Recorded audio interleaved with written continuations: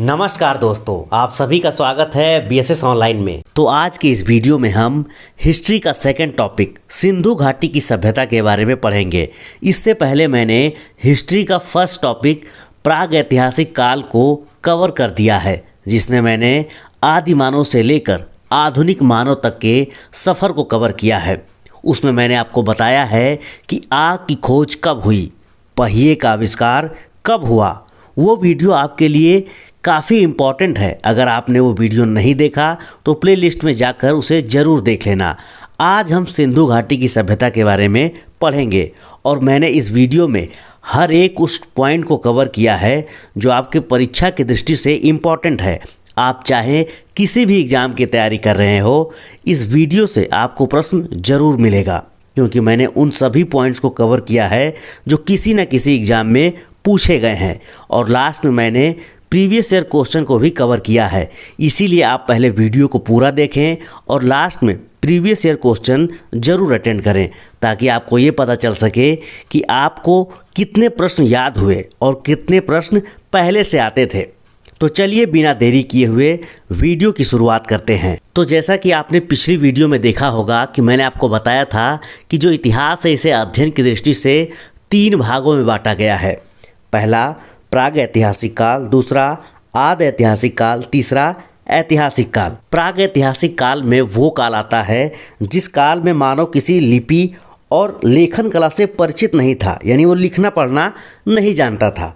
और बात करें आदि ऐतिहासिक काल में, तो इसमें क्या है कि इसमें लिपि से तो परिचित थे, लेकिन उसको अभी हम लोग पढ़ नहीं पाए हैं, जैसे सिंधु घाटी की सभ्यता। तो आज हम लोग सिंधु घाटी की सभ्यता के बारे में ही पढ़ेंगे और फिर बाद में हम लोग इससे आगे हम लोग ऐतिहासिक काल के बारे में पढ़ेंगे, जिसमें आपका प्राचीन भारत रहेगा, मध्यकालीन, आधुनिक भारत इसमें रहेगा। प्राचीन भारत में जैसे महात्मा बुद्ध के बारे में और वैदिक कल्चर के बारे में पढ़ेंगे हम लोग। फिर पढ़ेंगे जैन धर्म के बारे में, बौद्ध धर्म के बारे में, और ऐसे ही करते करते महाजनपद। इस तरीके से हम लोग धीरे धीरे मध्यकालीन और आधुनिक भारत तक हम लोग पढ़ते जाएंगे। तो आज के वीडियो में हम लोग आदि ऐतिहासिक काल यानी सिंधु घाटी सभ्यता की शुरुआत करते हैं, जिसे इंग्लिश में इंडस वैली सिविलाइजेशन कहते हैं। तो बात करें इंडस वैली सिविलाइजेशन के बारे में, तो यह सभ्यता सिंधु नदी के तट पर मिली थी, इसीलिए इसे सिंधु घाटी की सभ्यता कहा जाता है।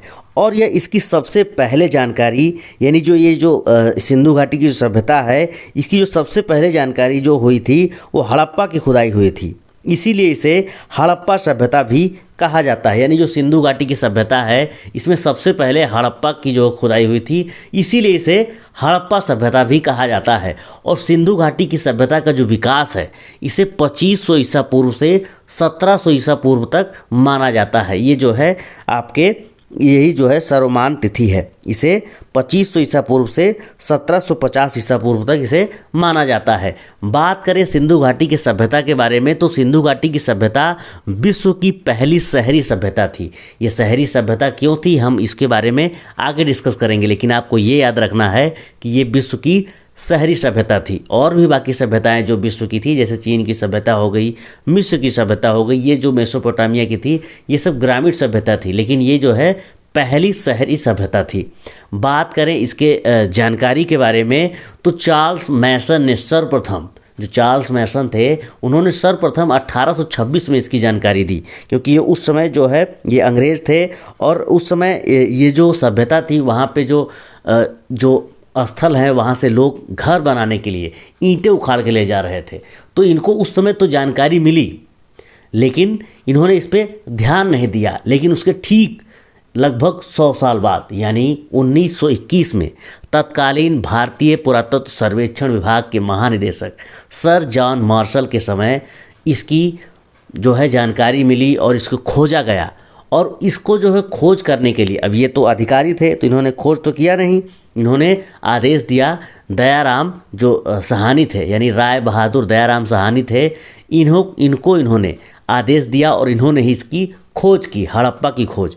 एग्जाम में बार बार पूछा जाता है कि हड़प्पा की खोज किसने की, तो आपको याद रखना है कि इसकी हड़प्पा की खोज किसने की, तो राय बहादुर दयाराम सहानी ने। बात करें सिंधु घाटी सभ्यता के विस्तार के बारे में, यानी इसका विस्तार कितना था, कहाँ कहाँ तक था, तो ये चारों दिशाओं में उत्तर में ये मांडा यानी जम्मू कश्मीर तक था, और दक्षिण में दायमाबाद यानी महाराष्ट्र, जो अभी आधुनिक महाराष्ट्र है, दायमाबाद वहाँ था। पूर्वी जो सीमा थी इसकी जो है थी वो आलमगीरपुर यानी जो उत्तर प्रदेश में आलमगीरपुर है यहाँ पे था, और पश्चिमी जो है ये बलूचिस्तान सुतका गेंडोर तक था इसका विस्तार, यानी इस तरीके से इसका विस्तार था। और जो सिंधु घाटी की जो सभ्यता थी ये कैसी, इसकी आकृति कैसी थी, तो इसकी आकृति त्रिभुजाकार थी। आइए इसको हम लोग डायग्राम की सहायता से देखते हैं कि देखिए इस तरीके से ये जो है मांडा, ये जो है उत्तरी छोर हो गया, और ये दक्षिणी हो गया दायमाबाद जैसा कि आप लोग देख रहे हैं, और पूर्वी हो गया आलमगीरपुर, और जो पश्चिमी हो गया वो है सुतका गेंडोर जो कि पाकिस्तान में है। तो अगर इसको इस तरीके से मिलाया जाए तो देखिए ये बिल्कुल त्रिभुजा आकार हो जाता है। तो इसका आकार कैसा था, तो त्रिभुजाकार। सिंधु घाटी सभ्यता का आकार कैसा था, तो ये त्रिभुजाकार था यानी ट्रेंगल शेप में था। बात करें सिंधु घाटी सभ्यता के सामाजिक जीवन के बारे में, यानी जो उस समय का सामाजिक जीवन कैसा था, उस समय का कल्चर कैसा था, किस तरीके से वहाँ उस समय का जो समाज था वो कैसा था, तो सिंधु सभ्यता के समाज का जो स्वरूप था वो मातृ सत्तात्मक था, यानी ये मातृ देवी की पूजा करते थे। और सिंधु सभ्यता का समाज 4 वर्गों में बटा हुआ था। ये देखिए कौन कौन सा वर्ग था, तो पहला था विद्वान वर्ग, दूसरा योद्धा वर्ग, तीसरा व्यापारी एवं शिल्पी, ये दोनों एक ही कैटेगरी में आते थे, तो व्यापारी एवं शिल्पी वर्ग, और चौथा था श्रमिक वर्ग।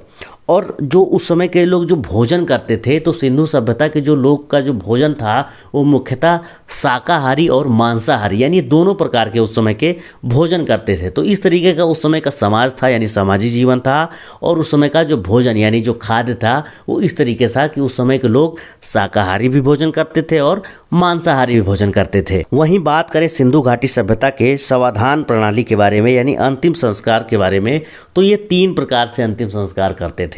ये जो अपने जो लोग थे जो मर जाते थे यानी मृतकों की, ये 3 प्रकार से अंतिम संस्कार करते थे।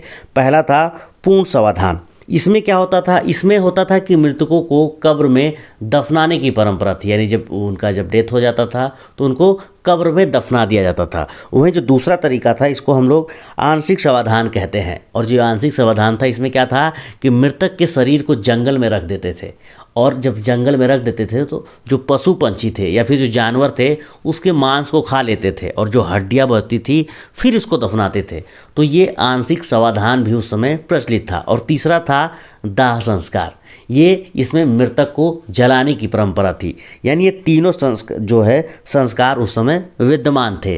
कौन कौन सा, पूर्ण समाधान, आंशिक समाधान और दाह संस्कार। बात करें सिंधु घाटी के नगर नियोजन प्रणाली के बारे में, तो उस समय का जो नगर नियोजन था उसमें सिंधु सभ्यता के जो नगर थे वो विश्व के प्राचीनतम सुनियोजित नगर थे, यानी बिल्कुल योजनाबद्ध तरीके से बनाया गया था, बिल्कुल सिस्टमैटिक तरीके से, बिल्कुल लाइन से कि ये विभाग इस तरीके से रहेगा कि इस तरीके के मकान इधर रहेंगे, सड़कें नालियाँ होंगी, बिल्कुल सुनियोजित यानी बिल्कुल योजना बना करके शहर को बसाया गया था। और जो दूसरा पॉइंट था कि हड़प्पा और मोहनजोदड़ो में मकान के निर्माण में समानता पक्की ईंटों का प्रयोग मिलता है, यानी जो उस समय के जो मकान थे वो किसके बने हुए थे, तो पक्की ईंटों के। और जो तीसरा था पॉइंट उसमें था कि सिंधु सभ्यता में जो मकान के दरवाजे होते थे वो मुख्य सड़कों पर ना खुलकर पीछे की ओर गलियों में खुलते थे, यानी जो मेन जो सड़क था उधर दरवाजे का गेट नहीं होता था, वो बिल्कुल पीछे होता था। सिंधु सभ्यता में सर्वाधिक चौड़ी सड़क मोहनजोदड़ो से प्राप्त हुई है, जिसकी चौड़ाई लगभग 10 मीटर है, यानी सोचिए कि रोड उस समय कितना चौड़ा रहा होगा। और सामान्यतः मकानों में 4-5 कमरे बनाए जाते थे, यानी जो उस समय जो मकान बनते थे उनमें 4-5 कमरे होते थे, और मकान में आंगन, रसोई घर, स्नानागार, कुएं तथा कुछ बड़े घरों में शौचालय भी होते थे, यानी उस समय शौचालय भी होते थे। जो बड़े लोग होते थे, बड़े मकान होते थे, उसमें क्या होते थे, शौचालय भी होते थे। और जो नालियाँ होती थी वो बिल्कुल ढकी हुई, बिल्कुल सिस्टमैटिक तरीके से, ताकि उसमें से स्मेल ना आए, दुर्गंध ना आए, इसलिए नालियाँ बिल्कुल ढकी होती थी, और जगह जगह पे नालियाँ खोलने की भी व्यवस्था थी। अब बात करते हैं सिंधु सभ्यता के प्रमुख स्थल के बारे में, तो उनमें जो सबसे मेन था वो हड़प्पा था, जिसकी खोज 1921 में हुई थी, और इसकी खोज करता थे दयाराम साहनी। ये जो हड़प्पा स्थल है ये रावी नदी के तट पर है, जो वर्तमान में पाकिस्तान में स्थित है। ये जो है ये हड़प्पा का स्थल का खोज किसने किया? तो दयाराम साहनी ने। इसको आपको याद रखना है। और ये कहाँ पे भी वर्तमान में है? तो पाकिस्तान में है। और बात करें कि यहाँ से कौन कौन सी वस्तुएं मिली थी, ये भी एग्जाम में पूछा जाता है। तो यहाँ पे जो पहली वस्तु मिली थी वो है श्रमिक आवास, दूसरा अन्नागार, तीसरा लकड़ी का ताबूत। अन्नागार यानी जहाँ पे अनाज रखे जाते थे, और लकड़ी का ताबूत मतलब जिसमें शव को रखा जाता था। और जो चौथा था वो RH-37 कब्रिस्तान, यानी RH-37 कब्रिस्तान। वहाँ पे इतने जो है कब्रिस्तान पाए गए, इसीलिए इसको RH-37 कब्रिस्तान कहा गया। वहीं बात करें सिंधु सभ्यता के दूसरे प्रमुख स्थल के बारे में, यानी मोहनजोदड़ो के बारे में, तो इसकी जो है खोज जो है वो 1922 में हुई थी। और मोहनजोदड़ो सभ्यता का उत्खनन 1922 में राखल दास बनर्जी ने किया था। जो वर्तमान में यह जो स्थल है ये सिंधु नदी के तट पर पाकिस्तान के सिंध प्रांत में लारकाना ज़िले में है। और मोहनजोदड़ो का अर्थ है मृतकों का टीला। एग्जाम में कई बार पूछा गया है क्वेश्चन कि मोहनजोदड़ो का अर्थ क्या है, तो आपका आंसर क्या हो जाएगा? मृतकों का टीला। आपको इसको याद रखना है। और मोहनजोदड़ो में जो निम्न वस्तुएं पाई गई थी, यानी कौन कौन सी वहाँ पे वस्तुएं पाई गई थी, तो उनके बारे में बात करें तो वो निम्नलिखित वस्तुएं थीं।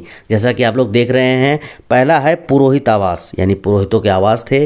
अन्नागार दूसरा है, और ये अन्नागार जो हड़प्पा कालीन जो स्थल था वहाँ से ये जो है अन्नागार काफ़ी बड़ा था। और तीसरा विशाल स्नानागृह, यानी नहाने की जो जगह है वहाँ पे जो है विशाल स्नानागृह पाया गया है, जो वर्तमान में जिस तरीके से स्विमिंग पूल होते हैं। और चौथा घर में कुआं, यानी घरों में क्या पाए गए हैं? कुआं, यानी पानी के लिए लोग बाहर नहीं जाया करते होंगे, जो संपन्न रहते होंगे। और पांचवा आदि शिव, यानी शिव की मूर्ति मिली है। और कांसे से बनी नर्तकी की भी मूर्ति मिली है। और सातवां सबसे चौड़ी सड़क, वहाँ पे सबसे चौड़ी सड़कें भी पाई गई हैं मोहनजोदड़ो में। अब हम बात करते हैं चुनहुदड़ो के बारे में। तो ये जो है सिंधु सभ्यता का प्रमुख स्थल है, और इसकी खुदाई गोपाल मजूमदार ने की थी। और वर्तमान में यह सिंधु नदी के तट पर पाकिस्तान में स्थित है। और यह एकमात्र ऐसा शहर है जो दुर्ग रहित है, और यह औद्योगिक शहर है, यानी ये औद्योगिक शहर था उस समय का। और ये दुर्ग रहित है, यानी इसमें दुर्ग नहीं है। बात करें यहाँ पे कौन कौन सी वस्तुएं मिली थी, तो यहाँ पे ये मुख्यतः जो है लिपस्टिक, पहला जो वस्तु था वो लिपस्टिक था, दूसरा शीशा, तीसरा मनके और गुड़ियाँ, और चौथा कुत्ते और बिल्ली के पैरों के निशान। तो यहाँ पे ये 4 चीज़ें पाई गई। आपको इसको याद रखना है। मनके, आपको हमेशा याद रखना है कि मनके जो है चुनहुदड़ो से ही मिले हैं। एग्जाम में कई बार पूछा गया है। अब हम देखते हैं सिंधु सभ्यता के प्रमुख स्थल रोपड़ के बारे में। तो इसकी खुदाई यज्ञदत्त शर्मा ने की, और यह वर्तमान में पंजाब में सतलुज नदी के किनारे पर स्थित है। ये कहाँ पे स्थित है? तो ये पंजाब में। एग्जाम में कई बार पूछा जा सकता है कि रोपड़ जो है किस नदी के किनारे स्थित है और किस राज्य में है, तो ये पंजाब में है। और यहाँ से निम्नलिखित वस्तुएं मिली हैं। यहाँ पर मानव के साथ कुत्ते को दफनाए जाने के प्रमाण भी मिले हैं, यानी यहाँ पे जो इंसान होते थे जब वो डेथ हो जाती थी तो उनके साथ कुत्ते को भी दफनाने का प्रमाण मिला है।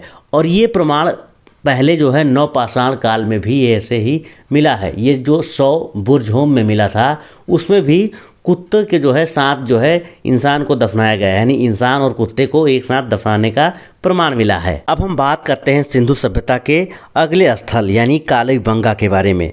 कालीबंगा का अर्थ होता है काली मिट्टी की चूड़ियाँ, और इसकी खुदाई बीके थापड़ और बीबी लाल ने की। और यह वर्तमान में राजस्थान में घग्गर नदी के किनारे स्थित है। और यहाँ से कुछ जो वस्तुएं मिली थी वो इस प्रकार हैं। पहला है इसमें हल से जुते हुए खेत के निशान, यानी यहाँ पे हल से जुते हुए खेत के निशान मिले हैं। एग्जाम में आ सकता है, एग्जाम में कई बार आया भी है कि कालीबंगा से हल से जोतते हुए खेत के निशान मिले हैं। और दूसरा अलंकृत ईंटें, यानी अलंकृत ईंटें यहाँ से मिले हैं। और तीसरा हवन कुंड। और चौथा जो सबसे इम्पॉर्टेंट है वो है चूड़ी, यानी काली मिट्टी की चूड़ी। ये जो है इसका अर्थ ही होता है, यानी एग्जाम में कई बार पूछा गया है कि चूड़ी कहाँ से मिला है, तो ये आपको याद रखना है कि ये कालीबंगा से मिला है। कालीबंगा के बाद हम लोग बात करते हैं धौलावीरा के बारे में। तो धौलावीरी इसकी खुदाई जो है रविंद्र सिंह बिष्ट ने की थी। जो धौलावीरा जो है इसकी खुदाई किसने की? तो रविंद्र सिंह बिष्ट ने। आपको हर जो है खुदाईकर्ता के नाम याद रखने हैं क्योंकि ये बहुत इंपॉर्टेंट है और बार बार एग्ज़ाम में ये रिपीट होते रहते हैं। और यहाँ से जो सबसे मेन वस्तु मिली थी वो था स्टेडियम, जो कि इस प्रकार है। इस तरीके से स्टेडियम हुआ करता था, इसमें लोग खेलते थे। और तो ये आपको याद रखना है कि स्टेडियम सबसे पहले कहाँ मिला है? तो धौलावीरा में। आप लोग यहाँ पे ये जगह देख सकते हैं, ये जो है धौलावीरा है। अब हम बात करते हैं इसके बाद सुरकोटदा के बारे में। तो सुरकोटदा इसके जो उत्खननकर्ता थे वो हैं जगपति जोशी, और ये जो वर्तमान में गुजरात में स्थित है। आपको याद रखना है कि सुरकोटदा के जो है उत्खननकर्ता कौन है? तो जगपति जोशी। और ये वर्तमान में कहाँ है? तो ये गुजरात में है। और यहाँ से निम्न वस्तु मिली हैं। यहाँ से जो सबसे मेन वस्तु मिली है वो है घोड़े की हड्डी। ये जो है सुरकोटदा में घोड़े की हड्डी मिली है और इसीलिए सबसे ज़्यादा फेमस है। कई बार एग्जाम में ये क्वेश्चन रिपीट भी हुआ है कि सुरकोटदा से हमें क्या मिली है। तो आपको ऑप्शन में रहेगा घोड़े की हड्डियाँ, तो उसको आपको टिक कर देना है। अब हम बात करते हैं अगले शहर यानी लोथल के बारे में। तो लोथल सभ्यता का उत्खनन SR राव ने भोगवा नदी के किनारे अहमदाबाद गुजरात में करवाया था। ये लोथल शहर कहाँ पे है? तो अहमदाबाद के गुजरात में, यानी अहमदाबाद जो गुजरात है वहीं पे लोथल शहर पाया गया है। यानी वर्तमान में अहमदाबाद गुजरात है और उस समय क्या नाम था? तो लोथल। और यहाँ से जो मेन वस्तुएं मिली हैं, यहाँ जो सबसे मेन है वो क्या है कि सिंधु सभ्यता के जो बंदरगाह मिला है वो यहीं से मिला है। और यहाँ के जो घर होते थे इनके दरवाजे सड़कों की ओर खुलते हुए मिलते हैं। यानी अभी हम लोग पढ़े थे कि जो बाकी जो शहर थे मोहनजोदड़ो और जो भी थे, तो वहाँ के जो घर हुआ करते थे उनके दरवाजे सड़क की ओर नहीं खुलते थे, लेकिन जो लोथल शहर के जो दरवाजे हैं वो सड़कों की ओर खुले हुए मिलते हैं। अब हम लोग इसी टॉपिक से जुड़े हुए कुछ अन्य महत्वपूर्ण तथ्य देखते हैं जो वन लाइनर है। तो सबसे पहला पॉइंट ये है कि सिंधु सभ्यता को हड़प्पा सभ्यता, सैंधो सभ्यता, कांस्य युगीन सभ्यता भी कहा जाता है। ये अलग अलग यानी इसके नाम है। और इंग्लिश में क्या कहा जाता है? तो इंग्लिश में इसको कहा जाता है इंडस वैली सिविलाइजेशन। और दूसरा पॉइंट है कि सिंधु सभ्यता की जो लिपि थी वो कैसी थी? तो वो भाव चित्रात्मक थी, जो दाएं से बाएं ओर लिखी जाती थी और अभी तक पढ़ी नहीं जा सकी। और तीसरा पॉइंट है कि सैंधोवासी विश्व में कपास के प्रथम उत्पादक थे, इसीलिए यूनानियों ने इन्हें कपास का नाम सिंडोन रखा था, जिसका अर्थ है सैंधोवासियों की उपज। और अगला पॉइंट है कि सिंधु सभ्यता के जो लोग थे वो कृषि भी करते थे, पशुपालन भी करते थे, परंतु इनका जो मुख्य व्यापार था वो व्यापार था। यानी जो इनका मुख्य व्यवसाय क्या था? तो वो व्यापार था। आपको याद रखना है, एग्जाम में बार बार पूछा जाता है कि जो सिंधु सभ्यता के लोग थे उनका मुख्य व्यवसाय क्या था? तो उनका मुख्य व्यवसाय व्यापार था। और ये जो लोग थे ये माप तौल से परिचित थे, यानी तभी तो व्यापार करते थे। तो आपको याद रखना है कि ये लोग माप तौल से परिचित थे। बात करें सिंधु सभ्यता के अगले पॉइंट के बारे में, तो सिंधु सभ्यता के लोग लोहे से परिचित नहीं थे, यानी इन्हें लोहे के बारे में जानकारी नहीं थी। और अगला पॉइंट है कि सिंधु सभ्यता के जो लोग थे ये जो मिट्टी के बर्तन जो बनाते थे उसमें सामान्यतः लाल रंग का उपयोग होता था, यानी जो है ये जो लाल रंग के बर्तन का उपयोग करते थे। और हड़प्पा सभ्यता के मोहरों में बहुत से जानवरों के चित्र मिले हैं पर शेर के चित्र नहीं मिले हैं। एग्जाम में ये निगेटिव क्वेश्चन आता है इस तरीके से कि कौन से जानवर की चित्र जो है सिंधु सभ्यता की मोहरों में नहीं मिले हैं। तो आपको याद रखना है कि शेर के चित्र नहीं मिले हैं। और अगला पॉइंट याद रखना है कि हड़प्पा सभ्यता की मोहरों में सेल खड़ी, यानी जो सेल खड़ी का इस्तेमाल मुख्य रूप से किया गया है। यानी जो मोहरें थी वो ज़्यादातर किसकी बनी होती थी? तो सेल खड़ी की बनी हुआ करती थी सिंधु सभ्यता के समय में। तो इस तरीके से हम लोगों ने सिंधु घाटी की सभ्यता के बारे में विस्तार से पढ़ा, इसके महत्वपूर्ण तथ्य भी देखे। अब हम लोग इसी टॉपिक से जुड़े हुए जो प्रीवियस ईयर में क्वेश्चन पूछे गए हैं उनको कवर करते हैं और देखते हैं। तो आज का हमारा पहला क्वेश्चन है कि हड़प्पा सभ्यता का सर्वाधिक मान्यता प्राप्त काल क्या है? यानी सबसे ज़्यादा जो है लोग इसको मान्यता प्राप्त कौन सा काल है? तो आपका सही आंसर हो जाएगा ऑप्शन बी, 2500 ईसा पूर्व से 1700 ईसा पूर्व। अगला क्वेश्चन देखते हैं कि निम्नलिखित में से किस पदार्थ का उपयोग हड़प्पा काल की मुहरें यानी मुद्राओं के निर्माण में मुख्य रूप से किया गया था? तो आपका सही आंसर हो जाएगा ऑप्शन ए, सेल खड़ी। अगला क्वेश्चन देखते हैं कि सिंधु घाटी सभ्यता के लोग का मुख्य व्यवसाय क्या था। वो व्यापार तो सब कुछ करते थे, मतलब यानी कि मेरा कहने का मतलब वो सब कुछ करते थे, खेती भी करते थे, पशुपालन भी करते थे और शिकार भी करते थे, लेकिन उनका मुख्य व्यवसाय क्या था आपको ये याद रखना है। हमने बताया था कि मुख्य व्यापार उनका क्या था, व्यापार, यानी मुख्य व्यवसाय क्या था तो व्यापार। आपका ऑप्शन ए सही हो जाएगा। अगला क्वेश्चन देखते हैं कि हड़प्पा सभ्यता किस युग की थी, तो आपका सही आंसर हो जाएगा ऑप्शन ए, कांस्य युगीन सभ्यता थी। हड़प्पा सभ्यता को कौन सा सभ्यता कहा जाता है तो कांस्य युगीन सभ्यता थी ये हड़प्पा सभ्यता। अगला क्वेश्चन देखते हैं कि सिंधु घाटी की सभ्यता का विस्तार कहाँ तक था, यानी ये कहाँ तक ये विस्तृत थी, तो आपका सही आंसर हो जाएगा ऑप्शन डी, पंजाब, राजस्थान, गुजरात, उत्तर प्रदेश, हरियाणा, सिंध और बलूचिस्तान, यहाँ तक जो है इसका विस्तार था, यानी यहाँ तक ये बिल्कुल विस्तृत था। अगला क्वेश्चन देखते हैं। अगला क्वेश्चन है कि हड़प्पा सभ्यता के निवासी थे, यानी वो किस तरीके के निवासी थे, तो आपका सही आंसर हो जाएगा शहरी, क्योंकि ये शहरी जो है सभ्यता थी। हमने सबसे पहले आपको बताया था कि ये सबसे प्राचीन शहरी सभ्यता थी। अगला क्वेश्चन देखते हैं कि सिंधु सभ्यता के घर किससे बनाए जाते थे, यानी किसके बने हुआ करते थे, तो आपका सही आंसर हो जाएगा ऑप्शन ए, क्योंकि ये पक्की ईंटों के बने होते थे। अगला क्वेश्चन देखते हैं।